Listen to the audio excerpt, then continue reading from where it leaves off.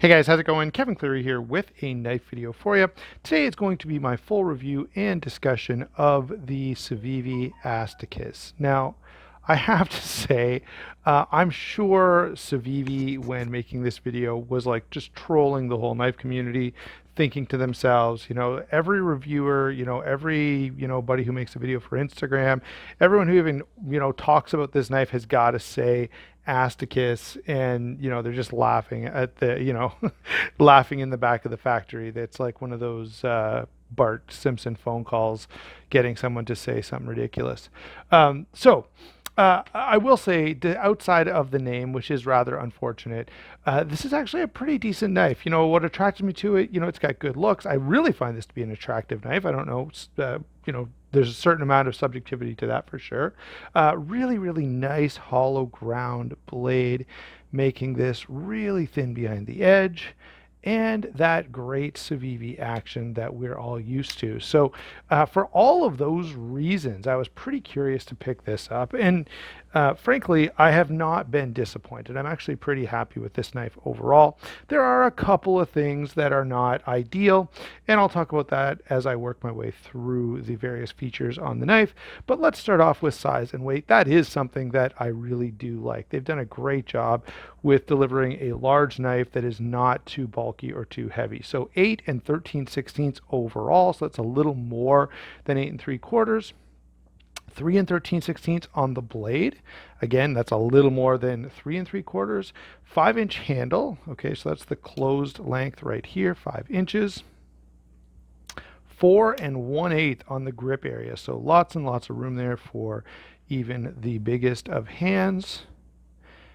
And this weighs in at only 3.8 ounces. It really, really does feel slim and lightweight, and just this is one of those knives that in the pocket you hardly even notice, because it actually is fairly slim, around 7/16 there in terms of the width.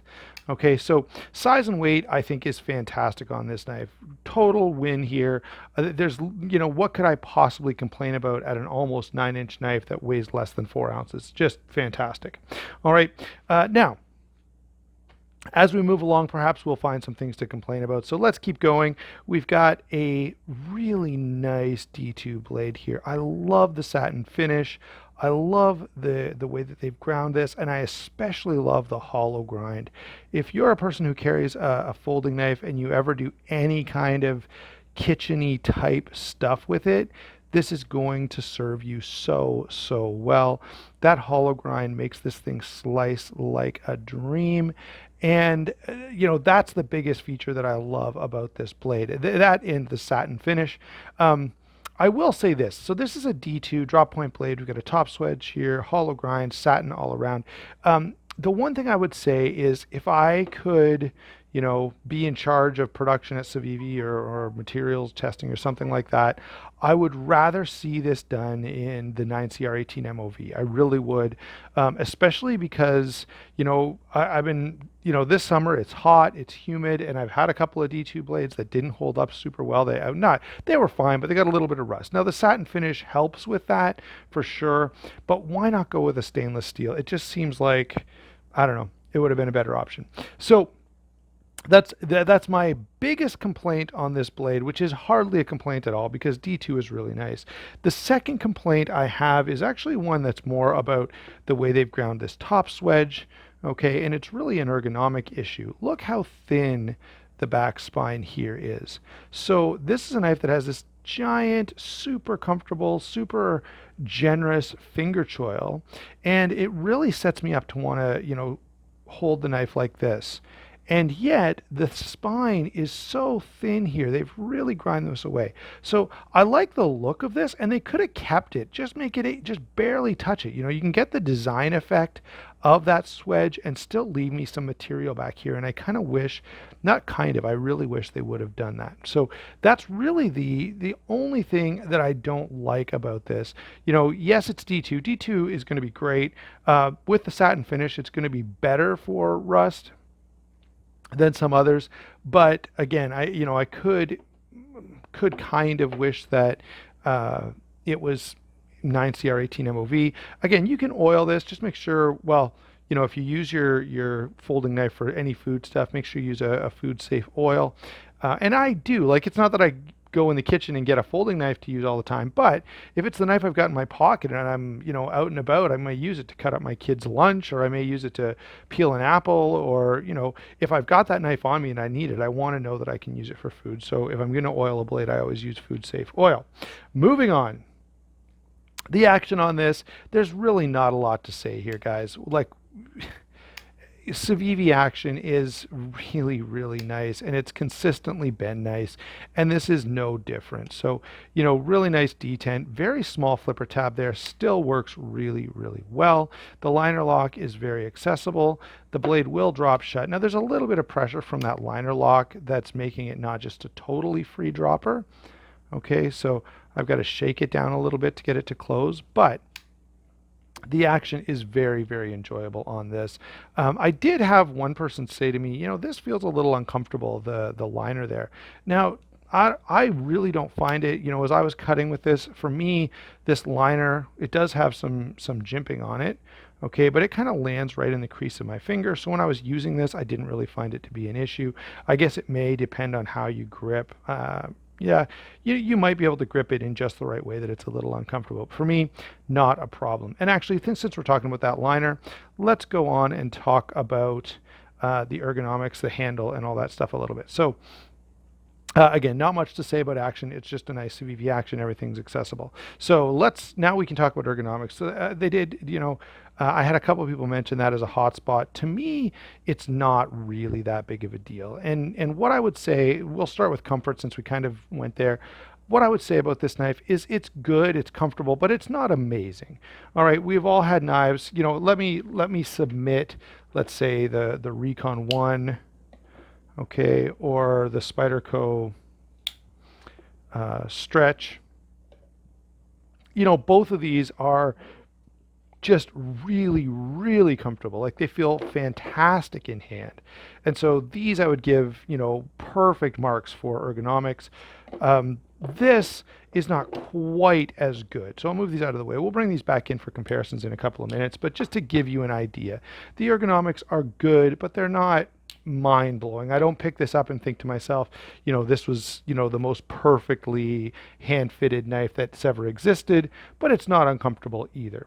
All right, in terms of construction, we've got JG10, in this case, stainless steel liners. Now, they are heavily milled out. Check out all that material that's removed. Really trying to save some weight here, and they've done a really nice job on it. We do have a reversible clip. I'm kind of all over the place here on this portion, but reversible clip. Sadly, they are not flush fitting screws. It is reversible. I think I mentioned that. The liner here, or I mean the scale here, is a little small. So the liners are kind of proud of the scales. It makes for an interesting design, and I kind of like the look of it. This knife would probably get more marks for comfort, higher marks for comfort, if that was not the case. Now, would it be as light? No. Would it look just like this? No. And I will say this, the design here, they could have just, contoured the G10 and tied it into this line. They did a really nice job, though, of kind of tying this whole thing together, making it feel really cohesive. And again, this knife, like most of the knives I really like, does this really nice balance. I liked fairly minimalist designs, and this one is fairly simple. There's not a lot going on, and just nicely effective. So yeah, construction. Oh, I guess I should mention there is a G10 backspacer here. Didn't talk about that, and a very small lanyard post there. All right, so in terms of construction, yeah, I like the way this is put together. The fit and finish is nice. The materials are, suitable for the price point. Again, we talked about this under blade. I'd like to see different material, but otherwise, no, very, very good. I will say this. I've had a request, and I think I will do this. I've had a request to do a comparison between the steel wheel Sedge and the Civivi Asticus. I will do that, not today, but look forward to that video coming up in the near future. These are very interesting knives, very compelling. Both are offering a little something extra, but kind of approach things in different ways. So look for that. And certainly the Swedge, I think, costs just a hair more than the Asticus. So if you like a knife of that size, definitely worth checking out. Here is your Rat Model 1. Again, D2 liner lock. What else have we got? I've got a few other D2 liner locks here. If you want something a little smaller, okay, the Feldspar would be a great option. Very, very nice knife. What else have I got that's similar? So I don't have much else that's going to be close to this, but I'll throw in a pair of two just because everyone's kind of familiar with it. All right, and then I'll bring in some larger knives for the last bit of the discussion. Oh, you know what? Let's throw in the stretch here just for a second.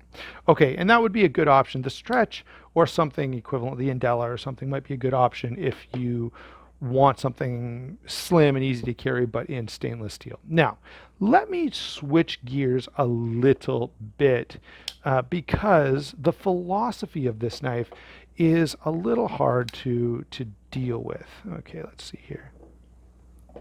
So we have a large, potentially tactical folder, and you know, it's essentially it's a large folder that's built fairly lightweight like an EDC knife. And it makes me kind of wonder, does it need to be this big? Does it need to be, um, yeah, I feel like this is a sort of a light use EDC knife in a giant hard use tactical folder body. All right, and maybe that's a good thing. Certainly, if you need that extra cutting edge, this is great. But notice the blade stock is quite thin. The liner is quite thin. You know, there's a lot of material removed. There's nothing super substantial about this. And if I was going into a situation where I was going to be at all concerned about putting my knife under extra stress, I would be leaning toward one of these two for sure. Okay, so I just wanted to throw that out there, that if you're coming to this looking at it as like a budget-friendly hard use option, I wouldn't really put it in that category. I would be going toward, you know, something like this or this. Obviously, I know they cost more. All right. So, having gotten those two out of the way, what are my overall thoughts on this knife? Would I recommend it? Do I enjoy it? Well, let's see here. We have a large, very slim knife, carries really, really well, very attractive, at least from my perspective. I know not everyone may agree with that, but I find this to be an extremely attractive knife. The action is enjoyable. The lock is easy to access. It feels pretty good in hand. It carries exceptionally well. Okay, it's very lightweight. And so while there are a couple little hiccups along the way, you know, the D2 steel, the thin grind, the thin spine, you know, these things don't ruin the knife for me. I still think it's a very, very good option, especially if you're someone like me who likes the bigger knives. And more so if you're looking for something that's got quite a bit of reach, that's got a lot of cutting edge, or if you use your folding knife for kitchen tasks, this is a huge win. Really, really well done. If you want something, you know, if the size is making you think that perhaps this is a heavy duty, tactical, defensive type knife, that's where I would sort of say, hey, you might want to rethink that particular option of this. All right. So otherwise, yeah, this is a great knife. I find it's very attractive. It carries great. It works really, really well as a cutting tool. So no big complaints here other than the things that I mentioned. I think overall this is a great knife and it's pretty easy to recommend this one for its intended purpose. So thanks for watching. Don't forget to like and subscribe, and don't forget to check out those channel sponsors. That does help the channel out an awful lot.